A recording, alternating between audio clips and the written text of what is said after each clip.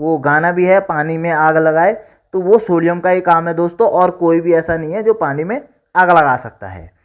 नमस्कार दोस्तों, कैसे हैं आप सब। स्वागत है आप सभी का कृष्णा क्लासेस में। तो दोस्तों आज धातु अयस्क का सेकंड पार्ट आप सभी के सामने आ चुका है दोस्तों, और शुरू करते हैं बिना किसी देरी के। पहला क्वेश्चन, माइका है। माइका क्या है दोस्तों? तो माइका, इसका आंसर आप सभी ध्यान से सुनिएगा दोस्तों। माइका जो है दोस्तों वो ऊष्मा का चालक तथा विद्युत का कुचालक है। क्या है? ऊष्मा का चालक और विद्युत का कुचालक। इसके बारे में मैं आपको बता देता हूँ। इसका जो उपयोग होता है कहाँ पर होता है दोस्तों? इंसुलेटर के निर्माण में। इंसुलेटर के निर्माण में इसका उपयोग किया जाता है। जहाँ पर ऐसी चीज़ हो जहाँ पर ऊष्मा तो प्रवाहित करनी है, लेकिन जो विद्युत है, लाइट है, उसमें क्या करना है? प्रतिरोध लगाना है। ऐसी जगह पे इसका उपयोग किया जाता है दोस्तों। विद्युत रोधन क्षमता को अधिक होती है। ठीक है दोस्तों, मतलब ये जो लाइट है उसको क्या करता है? कम करता है। ये आप सिंपल शब्द में समझ सकते हैं। बाकी डिटेल में दोस्तों आप सभी को मैं बता देता हूँ। इसका आप स्क्रीनशॉट ले लीजिए और इसको अच्छे से पढ़ लीजिएगा। ये है दोस्तों स्क्रीनशॉट के लिए। चलिए दोस्तों नेक्स्ट क्वेश्चन की तरफ बढ़ते हैं। आज का दूसरा क्वेश्चन, निम्नलिखित में से द्रवों में कौन सा ऊष्मा का बहुत अच्छा चालक है? द्रवों में ऊष्मा का कौन सा अच्छा चालक है? तो देखिए दोस्तों, यहाँ पे जितने भी आप सभी को दिखाई दे रहे होंगे वो सारे के सारे क्या है दोस्तों?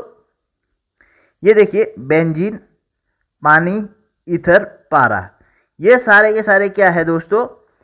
यौगिक है, कंपाउंड है। ठीक है दोस्तों, लेकिन जो पारा है ये क्या है? ये धातु है। पारा धातु है, और धातु कैसे होते हैं दोस्तों? विद्युत के चालक होते हैं। धातु विद्युत के चालक होते हैं। और पारा किस अवस्था में पाया जाता है? कैसा धातु है वो? द्रव अवस्था में पाया जाता है। तो द्रव अवस्था में पाया जाता है, तो ये भी द्रव हो गया। ऑप्शन में सारे द्रव है, लेकिन विद्युत का सबसे अच्छा चालक कौन होगा? धातु। और ये सब क्या है? धातु नहीं है, ये क्या है? कंपाउंड है, यौगिक है। ठीक है दोस्तों, तो इसका आंसर क्या हो जाएगा? इसका आंसर हो जाएगा ए, पारा। इसके डिटेल में आपको मैं बता देता हूं। ये आप इसके स्क्रीनशॉट ले सकते हैं और इसको लिख भी सकते हैं पॉज करके। ध्यान से आप पढ़ भी सकते हैं। दोस्तों नेक्स्ट क्वेश्चन की तरफ बढ़ेंगे। आप सभी का प्यार और स्नेह बनता रहे। चैनल को शेयर, सपोर्ट और लाइक जरूर करें।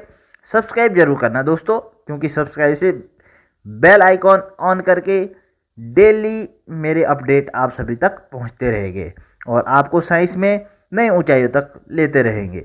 तो दोस्तों तीसरा क्वेश्चन, निम्न में से कौन सा ऊष्मा का सबसे अधिक कुचालक है? अभी का क्या है? ऊष्मा का सबसे अधिक कुचालक। ठीक है दोस्तों, ये जैसे नहीं है दोस्तों, ये जस्ता है। पहले मैं बता देता हूं, ये क्या है? जेडन है, जिंक है। तो ये ऊष्मा का कौन सा कुचालक है? आप ध्यान से क्वेश्चन को देखिए, आंसर आपके सामने अभी बताता हूं। पहले खुद पढ़ लेता हूं। तो दोस्तों आप देख सकते हैं यहाँ पे तांबा दिया गया है, सीसा दिया गया है, पारा दिया गया है और जेडन दिया गया है, जस्ता दिया गया है। अब इनमें से सबसे आपको पता ही है धातुएं क्या होती है? चालक होती है। किसकी? ऊष्मा की भी, विद्युत की भी। लेकिन इनमें से बोल रहे हैं कि इन धातुओं में से, सारे की सारी क्या है दोस्तों? धातुएं हैं। इनमें से कौन सबसे ज्यादा ऊष्मा का क्या है? कुचालक है। देखिए दोस्तों, इनमें से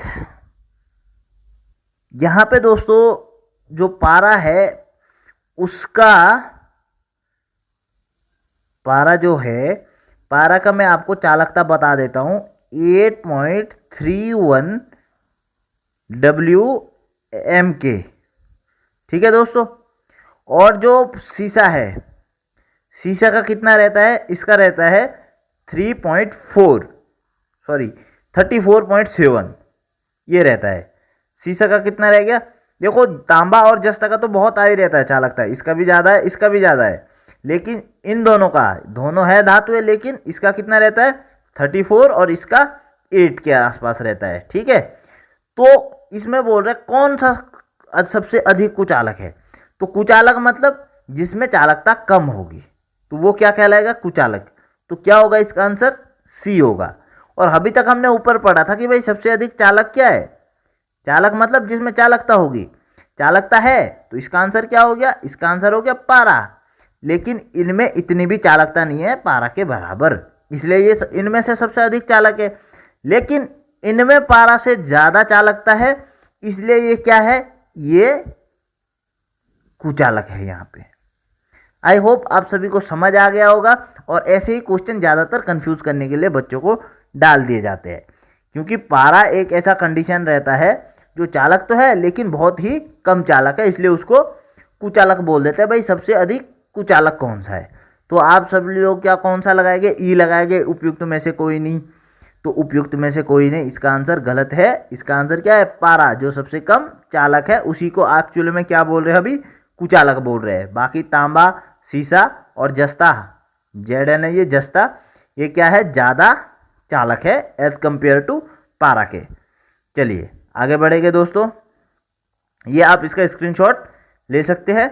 आगे बढ़ेंगे नेक्स्ट, निम्नलिखित में से कौन सी धातु सामान्य तापक्रम पर द्रव अवस्था में है। अभी धातु बोल रहे हैं, द्रव अवस्था में कौन सी धातु है सामान्य तापक्रम, सामान्य तापक्रम मतलब 25 डिग्री सेल्सियस या 25 से 28 डिग्री सेल्सियस आप मान सकते हैं। तो यहाँ पर इसके बीच कौन सी धातु द्रव अवस्था में है, तो इसका आंसर है दोस्तों पारा। और एक आता है हाथ के टेम्परेचर पर, हाथ के टेम्परेचर पर कौन सी धातु द्रव अवस्था में, तो उसका आंसर है सीजियम। ठीक है दोस्तों, ये भी आप ध्यान रखना, हाथ के टेम्परेचर पर सीजियम। इसका आप क्या कर सकते हैं, स्क्रीनशॉट ले सकते हैं और आगे इस पे बढ़ते हैं। निम्न में से कौन जल के साथ बिल्कुल अभिक्रिया नहीं करता, इनमें से जल के साथ अभिक्रिया कौन सा नहीं करता, बिल्कुल भी नहीं करता। देखिए दोस्तों, जो जितना अधिक सक्रिय होगा, जो तत्व या जो धातु जितनी अधिक सक्रिय होगी वो क्या है, उतनी ज़्यादा क्रिया करती रहेगी। लेकिन जो जितनी सक्रियता जैसे जैसे कम होगी, सोडियम, यहाँ पे क्या बोलते हैं नीचे, इसके नीचे मैग्नीशियम, इस तरह से नीचे आएंगे कैल्शियम, तो नीचे की तरफ जितना बढ़ेंगे सक्रियता क्या है, धीरे धीरे कम होती जाएगी। तो जो जितना कम होती जाएगी उसके लिए क्या है, नॉर्मल सिचुएशन से रिएक्शन करना हार्ड हो जाता है। तो इसमें क्या होता है, जो लेड है, लेड जल से अभिक्रिया नहीं करता। ये किससे अभिक्रिया करते हैं, ये जो लेड वो है वो ठंडे जल से अभिक्रिया ना करके गर्म जल से अभिक्रिया करते हैं। किससे अभिक्रिया करते हैं, गर्म जल से। और कुछ ऐसे होते हैं जो गर्म जल से भी नहीं अभिक्रिया करते, तो वो किससे करते हैं, वो पानी से तो अभिक्रिया करते हैं, लेकिन पानी के कौन से स्वरूप में, वाष्प, वेपर स्वरूप में, भाप जिसको बोलते हैं, वेपर स्वरूप में क्या करते हैं, अभिक्रिया करते हैं। वो कौन से हो गए, जो लास्ट में हो गए, बिल्कुल जिनकी सक्रियता श्रेणी बिल्कुल नीचे होगी। सक्रियता श्रेणी के लिए मैंने आपको पढ़ा रखा है अलग से, तो उसमें आप जाके चेक कर सकते हैं सक्रियता श्रेणी किस हिसाब से चलती है। आगे बढ़ेंगे दोस्तों नेक्स्ट क्वेश्चन में, इसका आप स्क्रीनशॉट ले लीजिए, इसमें भी थोड़ा सा वही बता रखा है। ठीक है दोस्तों, आगे बढ़ेंगे नेक्स्ट क्वेश्चन, लोहा जिससे प्राप्त किया जाता है वह है, लोहा जिससे प्राप्त किया जाता है वो क्या है। देखिए दोस्तों, चूने का पत्थर, चूने के पत्थर से क्या प्राप्त किया जाता है, चूने के पत्थर से प्राप्त किया जाएगा, सीधी सी बात है, कैल्शियम प्राप्त किया जाएगा। क्या मिलेगा आपको, कैल्शियम। और मोनोजोइट रेत से क्या मिलेगा आपको, मोनोजोइट रेत से थोरियम मिलेगा आपको। क्या मिलेगा, थोरियम। ठीक है, और पिंच ब्लेंड बहुत इंपॉर्टेंट है, इससे क्या मिलता है, यूरेनियम मिलता है, यूरेनियम। तो हेमेटाइट से क्या प्राप्त होगा आपको, लोहा प्राप्त होगा। तो इसका आंसर क्या हो गया, इसका आंसर डी हो गया, हेमेटाइट से लोहा प्राप्त किया जाता है, ये यहाँ पे लिखा गया भी है। नेक्स्ट क्वेश्चन, निम्नलिखित लौह अयस्कों में बेलाडीला में किसका खनन होता है। बेलाडीला एक जगह है, तो वहां पे किसका खनन होता है। ऑप्शन आपके सामने है, ध्यान से देखिएगा दोस्तों। इसका आंसर क्या है, इसका आंसर है हेमेटाइट। ये बेलाडीला जो कहाँ पर पाया जाता है, ये पाया जाता है छत्तीसगढ़ में। कहाँ पर? ये छत्तीसगढ़ में। ठीक है दोस्तों, आगे बढ़ेंगे नेक्स्ट। इसका आप लोग स्क्रीनशॉट ले सकते हैं, वरना वीडियो पॉज करके आराम से इसको पढ़ सकते हैं। आगे बढ़ेंगे दोस्तों नेक्स्ट क्वेश्चन में। एल्युमिनियम बनाने के लिए कौन से मुख्य खनिज का प्रयोग होता है? एल्युमिनियम बनाने के लिए किस खनिज का प्रयोग होता है? ध्यान से सोचिए दोस्तों। तो इसका आंसर दोस्तों क्या हो गया? इसका आंसर है बॉक्साइट। ठीक है दोस्तों, और ये बाकी सारे किसके हैं? ये बाकी सारे लोहे के हैं। अब इसमें एक रोचक बता देता हूं, बॉक्साइट ये जो है, बॉक्साइट क्यों बोलते हैं? क्योंकि ये लेस बॉक्स एक जगह है। कहां पर है ये लेस बॉक्स जगह? साउथ फ्रांस में। साउथ फ्रांस में लेस बॉक्स एक जगह है, लेस बॉक्स एक जगह है, जिसके कारण इसका नाम क्या पड़ा? बॉक्साइट। फिर से बता रहा हूं, साउथ फ्रांस में लेस बॉक्स नामक एक जगह है, जिसके कारण इसका नाम बॉक्साइट पड़ा। ये रोचक तथ्य आप ध्यान रखिएगा। ठीक है दोस्तों, आगे बढ़ेंगे इसमें। नेक्स्ट क्वेश्चन, निम्नलिखित में से कौन सा उद्योग बॉक्साइट को मुख्य कच्चा माल के रूप में उपयोग करता है? ऑप्शन आपके सामने है दोस्तों, ध्यान से देखिएगा ऑप्शन। देखिए दोस्तों, इसका आंसर क्या हो जाएगा? भाई क्या क्वेश्चन बोल रहा है? बॉक्साइट को मुख्य कच्चा माल के रूप में प्रयोग करेगा। तो कच्चे माल के रूप में कौन प्रयोग करेगा? एल्युमिनियम, क्योंकि एल्युमिनियम का ये क्या है?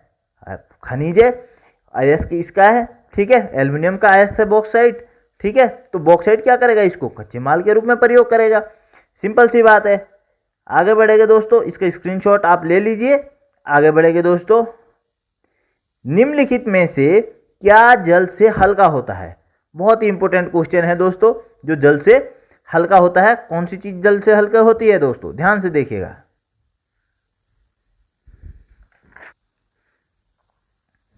दोस्तों इसका आंसर है सोडियम। सोडियम धातु ऐसी धातु है जिसका घनत्व जल से भी कम होता है। इसका घनत्व कितना होता है? इसका घनत्व होता है दोस्तों 0.97। ठीक है दोस्तों, और ये जल से भी हल्का होता है। इसीलिए क्या होता है, आपने मूवी उसमें भी देखा होगा कि जल में आग लग जाती है। वो गाना भी है, पानी में आग लगाए। तो वो सोडियम का ही काम है दोस्तों, और कोई भी ऐसा नहीं है जो पानी में आग लगा सकता है। तो पानी में आग आज से अगर बोलेंगे तो कोई, जितने भी ये नाचते हैं उनके बस की आग नहीं है लगानी। ये काम है सिर्फ और सिर्फ सोडियम करेगा। और उसके टुकड़े फेंक दिए जाते हैं पानी में, और वो क्योंकि ऊपर तैरते हैं पानी में, तो उससे क्या है, आग लग जाती है। और आपको पता ही है, सोडियम धातु वायु के संपर्क में आने पर ही क्या हो जाता है, तुरंत और वो क्रियाशील हो जाता है और वो जलने लग जाता है। इसीलिए उसको, सोडियम को कहाँ रखते हैं? मिट्टी के तेल में डुबोकर। ठीक है दोस्तों, सोडियम को कहाँ रखते हैं? मिट्टी के तेल में डुबोकर। तो आज से आप कोई नहीं गाने पे मत जाना कि पानी में आग लगाए, तो उसके लिए सोडियम होना जरूरी है। अगर उनमें सोडियम है तो लग सकती है आग, ये अलग बात है दोस्तों। चलिए लास्ट क्वेश्चन है इस सीरीज का, निम्नलिखित में से किसका गलनांक सबसे उच्च होता है? किसका गलनांक सबसे उच्च होता है? ध्यान से देखिए दोस्तों। तो दोस्तों मैं आप सभी को सबके गलनांक बता देता हूं। जो बोरॉन है उसका गलनांक होता है 2453 केल्विन। लोहे का गलनांक मैं आप सभी को बता देता हूं, इसका होता है 1808 केल्विन। और एल्युमिनियम का गलनांक 933 केल्विन। ये सॉरी एल्युमिनियम का है। ठीक है, ये एल्युमिनियम का गलनांक है 933 केल्विन। ठीक है, ये किसका है? एल्युमिनियम का 933 केल्विन। और सिलिकॉन का गलनांक कितना है? 1693। तो क्वेश्चन क्या है, सबसे उच्च गलनांक किसका है? तो आंसर क्या होगा? बोरॉन। किसका है? बोरॉन का 2453 केल्विन। ठीक है, सब केल्विन में है, सेल्सियस में नहीं है, और ना फिर ऊपर नीचे हो जाता है, चेंज करना पड़ता है हमें। चलिए दोस्तों, आज के लिए इतना ही। इसका आप पॉज करिए या स्क्रीनशॉट ले लीजिए जो आपको पसंद आता है। और कृष्णा क्लासेस आप सभी का स्वागत करता है इस प्लेटफॉर्म पर, और आप जिस तरह से शेयर कर रहे हैं उसके लिए आप सभी का धन्यवाद। और इसी तरह शेयर करते रहिए, सपोर्ट करते रहिए वीडियो। अपना ध्यान रखिए दोस्तों, अपनों का ध्यान रखिए। जय हिंद, स्वस्थ रहे।